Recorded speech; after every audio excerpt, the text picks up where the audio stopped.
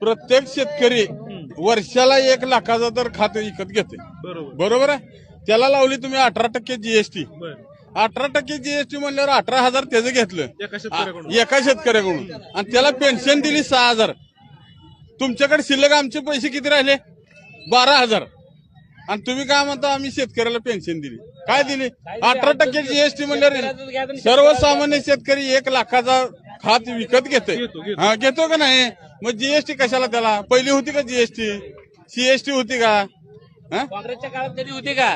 शिवसेनेच्या काळात कधी होती का? ही बीजेपी आल्यावर का बरं लागलं असलं सगळं?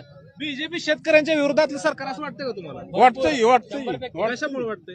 मला सांगा, कांदा निर्यात बंदी करायचं काय काम होतं यांचं? चालू होतं ना सगळं. काय कशामुळे उठसोळ आली यांना? कशामुळे केली कांदा निर्यात बंदी?